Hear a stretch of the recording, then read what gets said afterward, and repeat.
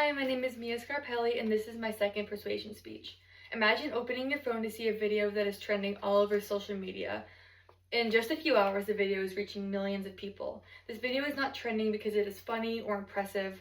Rather, it was an old video or a comment that was made years ago. Within hours, this person is fired from their job, their reputation is ruined, and they have no platform to explain themselves. This is called cancel culture, and it is becoming more and more common every day.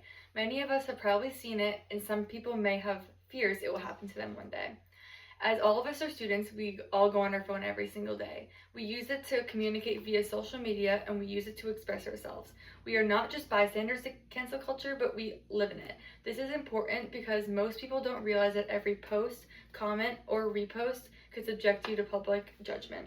According to Pew Research, accessed on January 15th, 2026, overall, 61% of U.S. adults say that they have heard at least a fair amount about the phrase canceled culture, up from 44% in 2020. Canceled culture on social media tries to have people take accountability for their actions. Instead, it makes it easy to spread harmful hate. This makes it important for governments, institutions, and individuals to have more constructive ways to address the harm that is being done. Today, I will talk about the very realistic problems with cancel culture and give you solutions at the individual, societal, and governmental levels. I will first explain and propose the issues with cancel culture. Cancel culture is the phenomenon that is very popular today, and it is used to publicly call people out after they have done something offensive. The goal of doing this is to have the public hold the person accountable, but at the same time, they're targeting people that usually do something that is pretty minor. According to Texas Tech University, accessed on January 15th, 2026, people can cancel their friends without thinking, maybe even posting screenshots on social media for everyone to see out of context. It is unpleasant and exhausting process for all parties, with or without major celebrity status. I have noticed this problem since I was in middle school. Since then, the problems have become more widespread. I think in middle school it was more community-based, and as I got older, I've noticed it's more nationwide and international-based. And it is so important to always think about what you are posting, even if you think that it won't reach a larger audience. When the public cancels an individual, there is a lot of loss of perspective and fairness. When something is blown out of proportion, there is often a loss of context. Somebody could take a snippet of a conversation and make it totally different. This also creates loss for growth and intent. It is very rare that an individual will forgive the person for what they say, and that can affect the person's mental well-being. This creates strangers to create a false narrative on the person based upon the worst moment in their life.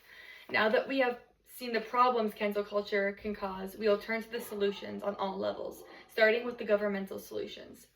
There are governmental solutions that can help with cancel culture to help ease it. It is important to note what online mob behavior is, which is when groups of people come together and purposefully target somebody, which can cause governmental issues.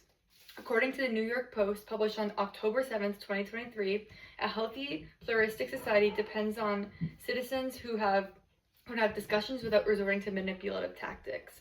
It is important to know that since a lot of people are against cancel culture, that there is some hope that there could be change. I believe that to strengthen the regulations against these online harassments would be a strong solution, and although platforms like TikTok have guidelines, they are not strong enough for this type of harassment. I also think that the governmental levels, there should be policies that protect people in workplaces and schools that are being targeted. There are many cases I've seen where people have had to leave schools because they were a target of what was going on online. They should also have stronger policies to be able to obtain stronger context and where to go from there.